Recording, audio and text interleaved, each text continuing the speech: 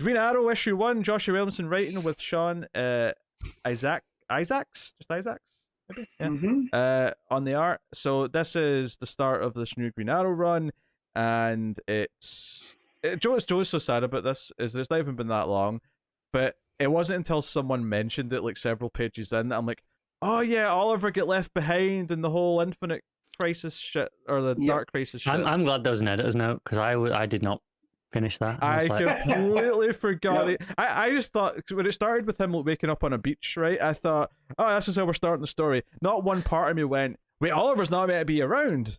why is he here? It started with him on a beach, and then the next page was like, oh, this isn't Earth. I was like, okay, cool. I'll just ride with it. I didn't realize at this point that this was following on from Crisis. Yeah, I just completely forgot all that.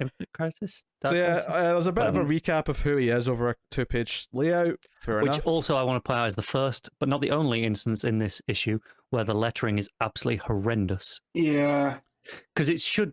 My first thought was, okay, I start on that one on the first thing on the left, which is a bit lower down, but it's not. So you start at the very top, but inset a little bit, and you go down. And then you think, okay, you go from this happened, and you keep going down. Hold on, I might disagree with that first part. I didn't even think of reading that one down there on the left. I went up to the top. Okay, but then after you follow those first four boxes down, this happened. Your eyes are already on a downward trajectory, so you keep going down, especially as the art is sticking into that panel from just above. Merlin's head is right underneath. Yeah, I'm not necessarily disagreeing with the overall critique. I think I started my eye did go to the starting place naturally. That's fine. I'll take that one. But the second one, so it goes from this happened, and you want to keep going down because you're going downwards. Merlin's head sticking in. It feels like that's the next part. You want to go down to that where it says trained with some bad people, but it's not. Yeah. It's up to, and then this happened instead. It feels really all over the place. So we start with Oliver. He's on a beach. It's some sort of alien world or interdimensional world, whatever. And then after his little, this is who I am. Here's my recap. It goes to present day in Gotham, I believe, and it's Connor Hawk, Roy, and Black Canary on motorbikes. So we get a bit of an action scene with them fighting some goons. They get a proper introduction, which is fine. It's an issue 1. I like all of that because it feels very superhero-y. Yeah, I'm not complaining. Them all getting a half page to say, here's who they are. This is the other page where I struggle with the lettering. Because I think there's such a gap. So on each side, you've got, Roy and Connor on left and right. And the top half of the page feels like it should read. So you read, Roy Harper, a.k.a. Speedy, whatever, greatest marksman.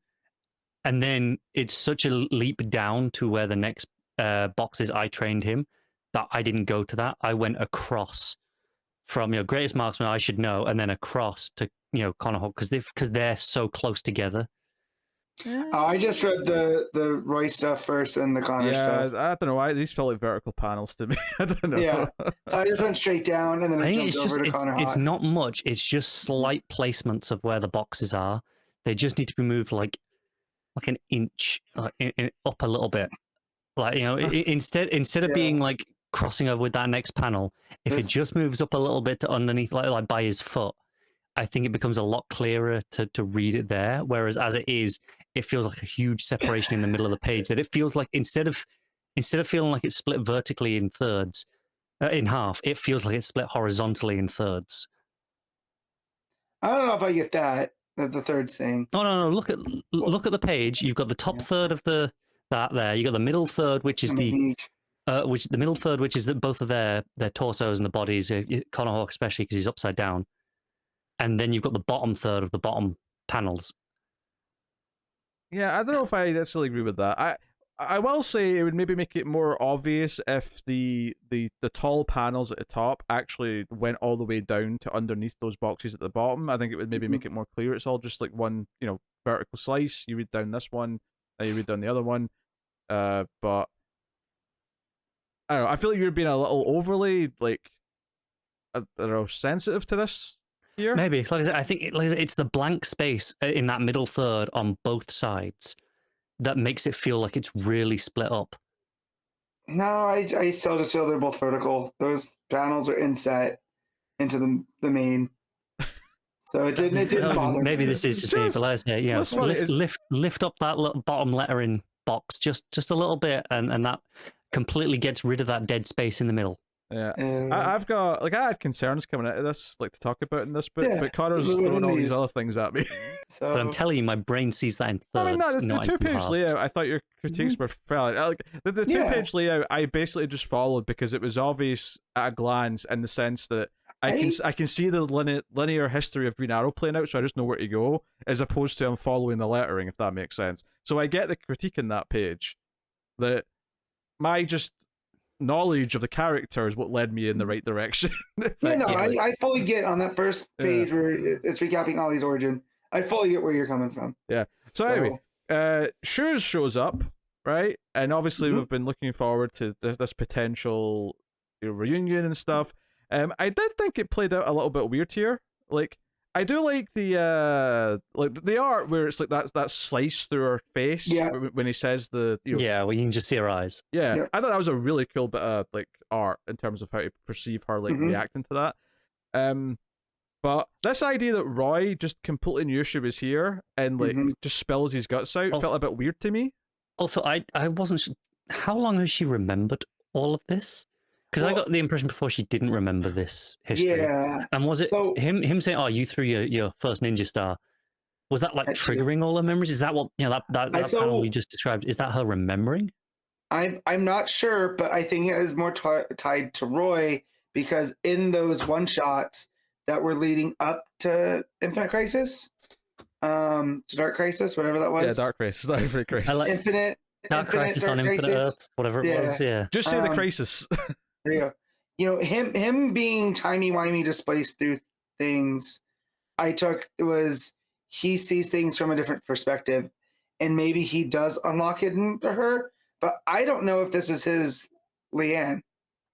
Honestly, to me, this didn't she play plays out like it is, though. Yeah, no, it definitely plays like she is his, but to me, this didn't play out like she was remembering anything here.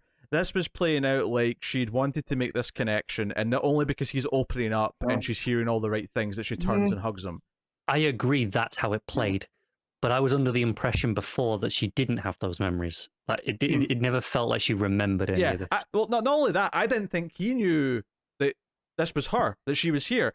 Part of the thing that was exciting to me was his realization that this woman was his daughter. Yes. Right? So the fact that he like knows and just immediately spills his guts like this felt really, I don't want to say anticlimactic per se, but it felt like really left field. It felt to me, and I don't know if this is coming from Williamson or if it's from editorial, like this up high shift of character relationships in a post Didio world. And that, oh hey, this is what the fans actually want. They actually just want this family back together. We want to fix these things.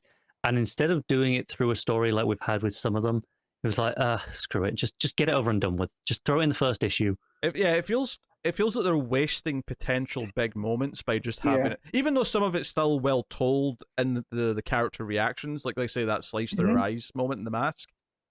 Otherwise, it just kind of feels like they're throwing this out as quickly as possible just to get over with, rather than actually telling something that will make us care and feel the impact to the story beats. I feel like they're trying to redo the Barry and Wally hug moment, kind of. That was a long time building, though.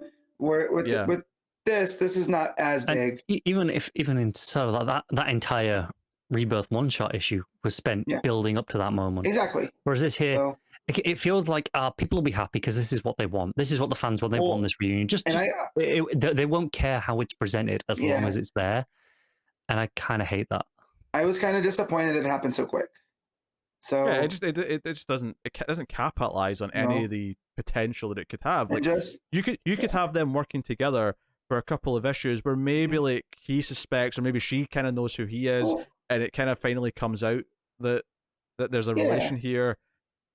But no, instead they just quickly do it, and then they get separated, and we go into this like, what is this story that even like honestly my biggest problem with this issue is that after we have this big hug moment, while I do think it's a little bit forced, like Shoes and Connor Hawk just get teleported away all of a sudden to somewhere where there's manhunters, or at least, well, she does anyway. I don't know where Connor Hawk goes. Yeah. And there's like an old man Green Arrow, presumably this is like when he's been here for wherever he landed in this beach. For a minute. This is sometime later in this world, and that's where we kind of end this story more or less with all this stuff. I kind of wish the book decided which one it was going to be, because if it was this old man Ollie, he's not even that old. Let's be fair. No, I just say old. He's grown a beard. Is basically all. Yeah, slightly more grizzled Ollie in this kind of dystopia of Time Island. Yeah.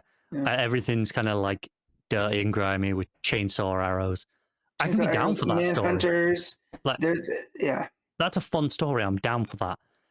A story of, Roy reconnecting with his family. That's a story I'm down for.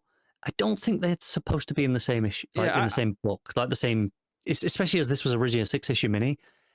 That's a lot in one 6-issue mini. It's very weird, and I definitely, I was definitely more into the other characters in present day, like. Having just Dinah and Connor Hawk and Shoes and the kids and Dinah. And I was also thinking, where's Emmy? Get Emmy in here. But like I'm like, just give me them like surviving without Ollie, and then have Ollie like come back. Like I'm way more interested in that in this weird adventure where he's off in space somewhere with the Manhunters. Again, like I said, I'm into that story. Like I'm into that being a 6-issue mini of this is what happened to Ollie during this time. That could be a fun story. I don't think it belongs in the same book. Yeah, I think sadly this just feels very Williamson to me, where things have no weight and he's just jumping around and throwing story concepts at us without any build-up. And I feel like I hinted at when we were talking about another book about Williamson getting kind of Johns in that I love Jeff Johns. I love what he does, but I think sometimes he gets a little bit too cute with character histories and tries to make everything too much of a fan. Yeah, and he tries to make it all work. So the stuff with Leanne and like all that backstory and her dying and all that stuff happened, but like there's no gravitas to it. There's no Roy being like, this can't be you. You were taken from me. You know what I mean? He accepts it too readily. There should be, at the very least, there should be more in his dialogue that sounds like, I don't know how you can exist because you should be dead, but somehow you're here. Right. And there, he's involved in a world where people come back all the time. So for him to be like, why is my kid back after now? Like it's too wishy. It's too wishy-washy. Yeah. There's no. And that's where I got to the point that like, because I want to love a Green Arrow book. I love Green Arrow as a concept. I love this section of the world, but like what we were thrown into, like Connor was saying, pick one side, because I would much rather have read like an issue that hinted at Ollie washing up and then not get back to him until the next issue, right? And then it was just focusing on the family stuff. And we get to take some time with them. And then we can jump to the zany adventure at the end. And it's not the exact same, obviously. It's not an alternate Earth, but it did make me think a little bit about Batman right now, and what I'm not feeling with that is that, Batman's scripted away to an alternate Earth. So instead of dealing with the characters and their relationships that I'm interested in, we're dealing with just surviving for the sake of action somewhere else. And this kind of is that kind of vibe to me. So, I mean, I'm not out on it yet by any means. I'll still, they're still easy enough to read. I thought I was going to come in on this being like, oh man, the guys are down on Williamson. Let me be the guy to bring this up. And then when I finished reading it the other night, I was kind of like, oh man, this is going to be a tough conversation. I was really disappointed as well, because I'd seen on Twitter people were like really into this issue and like really praising it. I'm like, they were like, yeah, Green Arrow's back. The whole family's back. Is this just them being happy because of these characters at least getting some page time? I think so. Is that it? I think it might be, because I think, sure, that's good. I'm happy that those characters are getting a place, that they're appearing in books. Of course I am. But then I think about what Williamson did in Robin with Connor Hawk, and I get excited. Like, he knows that character, even as a fan, like him writing Connor Hawk and Robin was the most I've enjoyed Connor Hawk, I think, ever. Like, I wasn't a big fan of him as Green Arrow. Like, it was fine, but back in the day, but him having the tie to the League of Shadows and all this other stuff, super cool. So I want to see more of like super cool Connor doing stuff. So maybe we'll get to that, because we don't know where he went, right? He doesn't show up with I guess my hope right now, and it is weird that this was going to be a 6-issue series beforehand, but my hope right now is that, much like Adam's Flash run, is that we'd have to spend a weird arc just cleaning up where Green Arrow was, so that afterwards it can just be this good family book where the relationships matter. I hope so. I'm hopeful for that's what this could be. But Williamson does like to, that's the thing, the Flash stuff got overstuffed with the Sage Force and all that other bollocks that bogged it down. Yeah. So it's the same thing even to, his his Crisis and before the Infinite Frontier book, it's just so many ideas. Like he has ideas, and there's no filter. There's no editor going like, "Hey, let's narrow this down. Let's focus in on this thing." He's like, "No, I'm doing all of this, and I'm doing it all now, and it's all going in this issue." Yeah, he's got all the ideas, but I would rather he spend time to make any one of those ideas matter. Just make it matter, make it feel like there's weight to it, and then he can move on to another idea. Yeah. You know, that's all I want. Tries to have his cake and eat it too a lot. The difference between like this and like Ram V's Detective, which is so like slow and methodical on one thing, one idea that we've been dealing with for like 2 arcs now at least, and it's going to go further. Yeah, it's like it's so whereas this has like at least 4 different ideas in one issue. And it's not a question of density. Detective Comics is also dense. It's also got a lot of characters. It's also got a lot of things going on, but they all feed in. They're all there to prop up the key themes that he's playing with. Whereas I read this and I'm like, what are the themes? I don't know what the themes are yet. Like, I know obviously we have family reconnecting and that will probably always be there, but like, what's the theme of the Green Arrow side of things, and how does that tie into the other characters? Like, I'm not convinced that it's going to, because just based on some of other Williamson's work. Sadly, I'm more concerned about the fake Ollie in World's Finest. Like, what's he up to? You know? So, yeah. Honestly, it's exactly what I expect from Williamson at this point, which is just a really mixed bag with some fun ideas and some good pages, but... Look, I'm still going to finish this through 6 issues. Like, I got to see where it goes, and I miss the Arrow characters, so here I am. Yeah, but it's not like I'm over and burdened with books right now, so yeah, I'll keep reading, but... No, the week this gets pushed to a busier week, it might be I'll catch up later. Yeah. You know? So, I don't know, I mean, we're on it for now, but, like, this is not some triumphant issue 1 return by any means. I will say I did mostly like the art. Obviously, the layouts, arguably with the lettering, are a little bit problematic, but I do think the art generally, I liked how the characters looked. So I agree. Unless for me, it was more the lettering placement than the art that was the problem.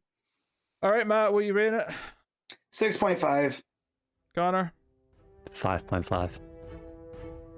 I feel like I'm just being diplomatic by saying 6, but I was thinking 6, so 6 out of 10. Split the poll.